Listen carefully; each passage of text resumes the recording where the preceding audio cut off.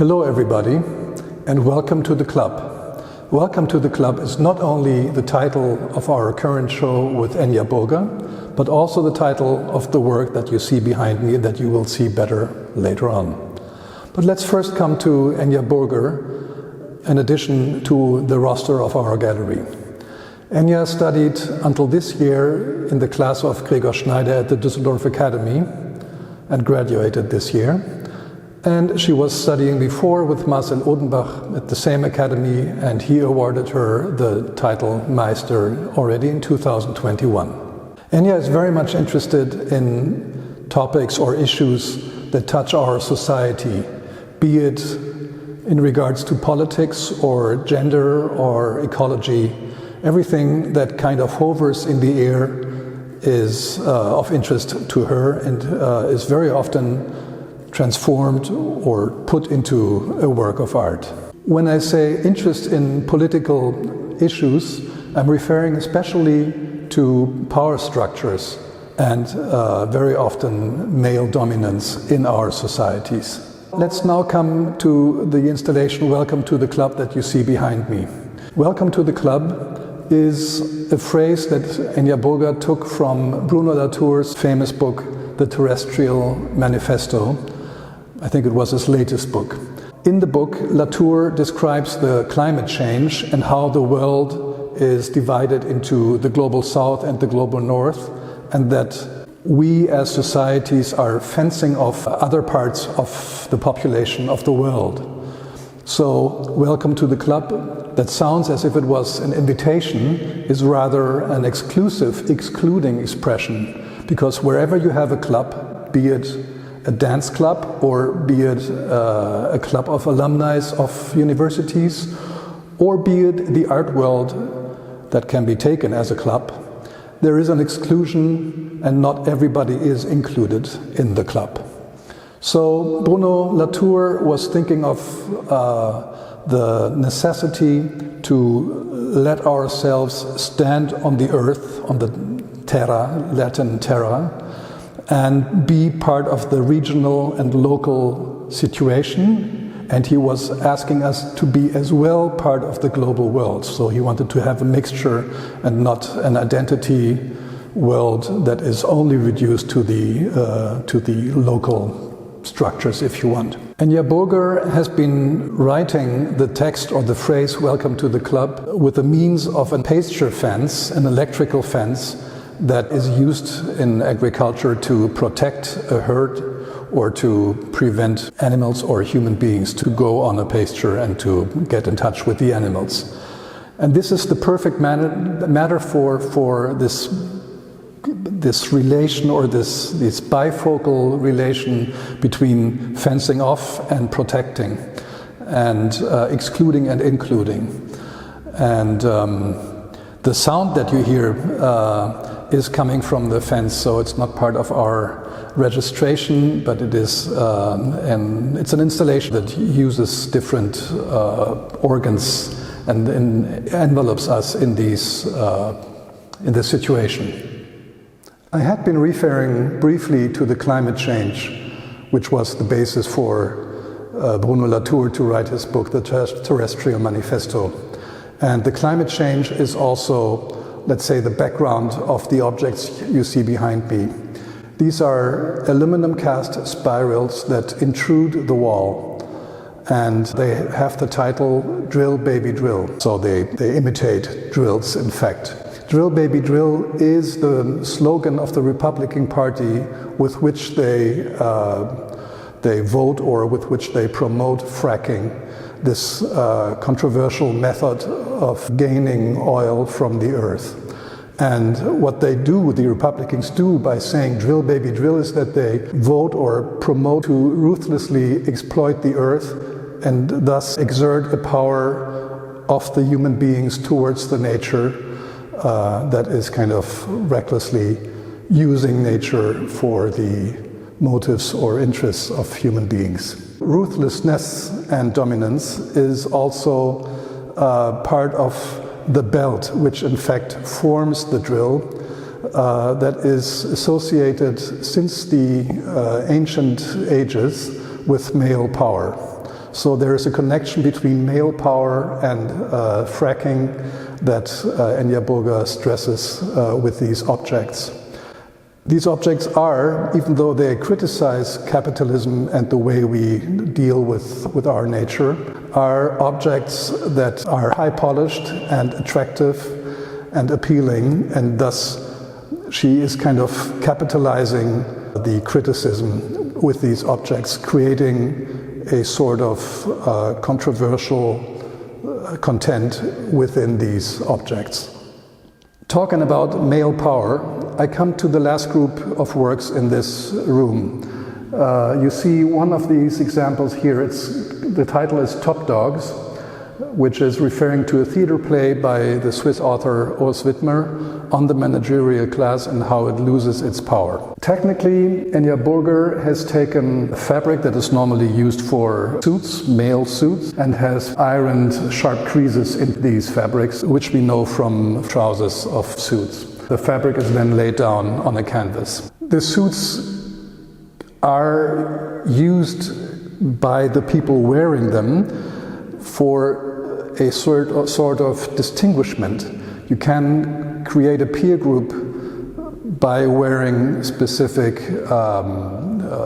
clothes and elements, and you can also work yourself into a group, peer group, or a club, if you remember, or you can work yourself out of one of these groups.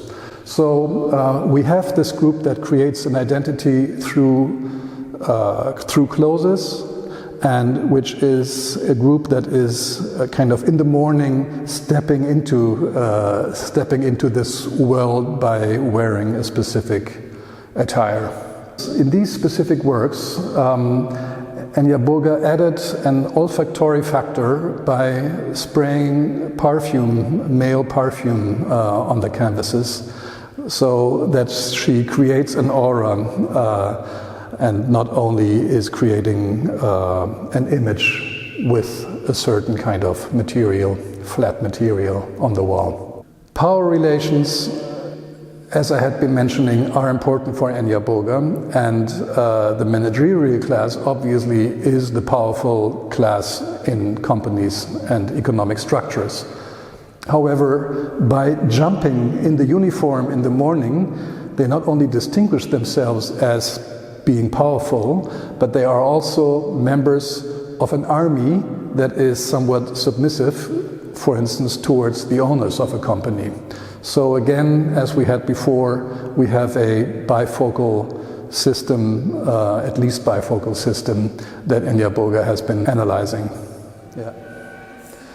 Behind me, you see an installation consisting of the following elements: a mid-blue chair, a mid-blue children's table, a drawing robot, crayons, and a tiny computer and sound. This whole installation forms the work in German, "Wer dies nicht kann, kriegt keinen Mann," which would translate in English to something like, "If you can't do this, you don't get a husband." This title is an alternative to the very famous phrase in German that goes, "Dies ist das Haus vom Nikolaus." This is Santa Claus's house. As children, German children learn this sentence and learn also to draw a symbolic form of a house, the rectangle form, and a triangle as a roof over it. The alternative sentence, "Wer dies nicht kann, kriegt keinen Mann," which is probably mostly told to girls who are trained to learn to draw this house, is kind of exerting a kind of subtle power towards these girls that they need to look for a husband instead of doing whatever they want. Enya Burger has been told this phrase by her grandmother in earlier times. There are about 40 versions of this drawing riddle that have been drawn by Enya Burger and fed to the Raspberry computer, so that the drawing robot is in fact not drawing a technical drawing of a house, but rather a kind of imitation of a human drawing. We have 3 drawings in the exhibition that bear the title T-pose. It's obvious why they're titled T-pose, because they show woman or female bodies in a T-pose.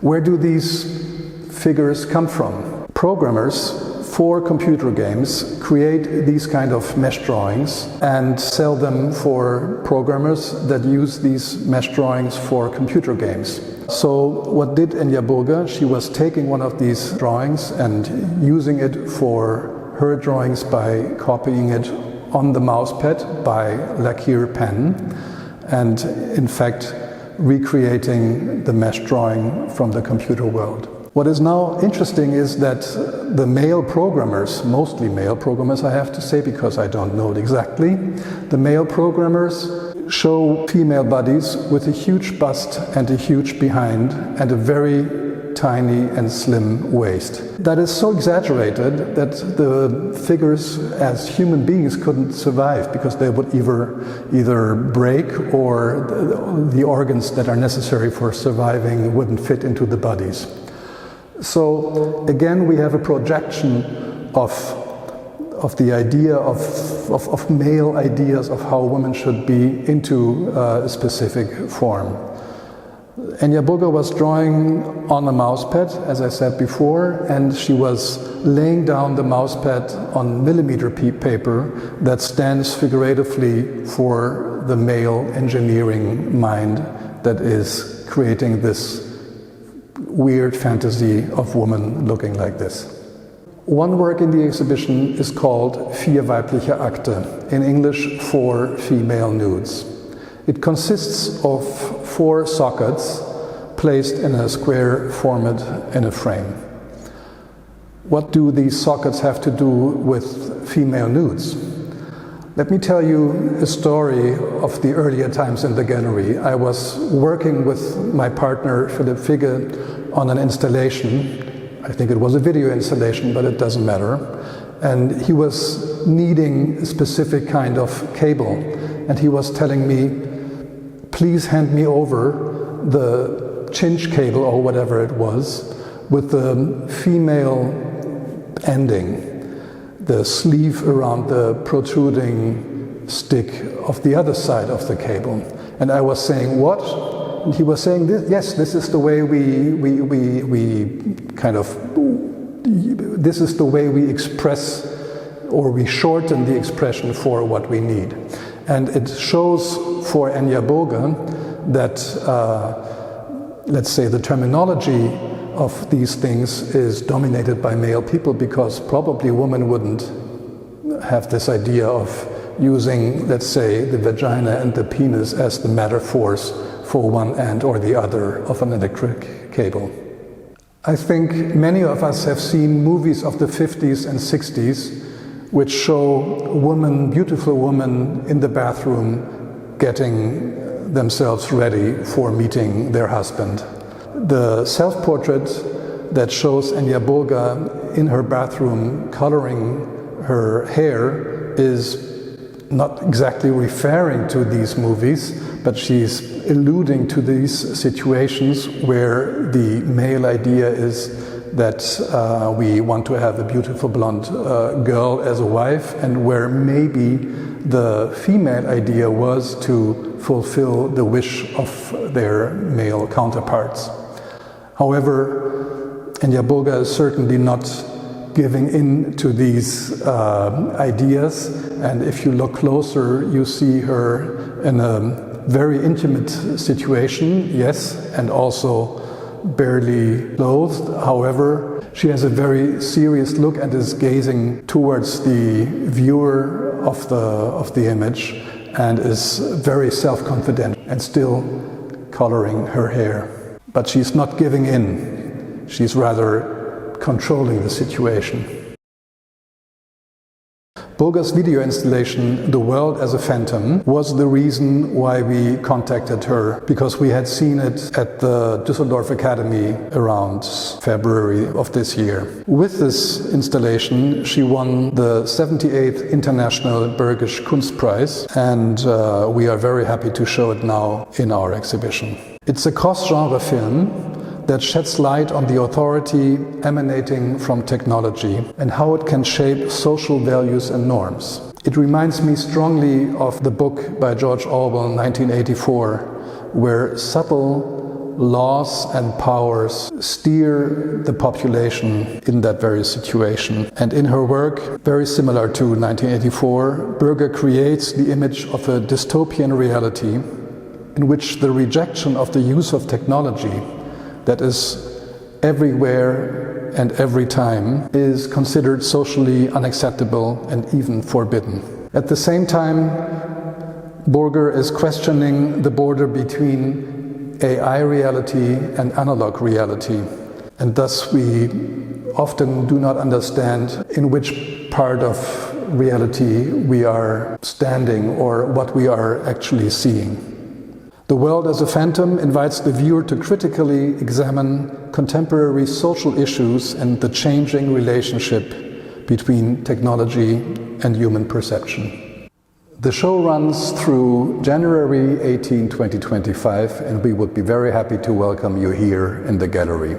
Thanks for watching. Have a good end of the year, and bye-bye.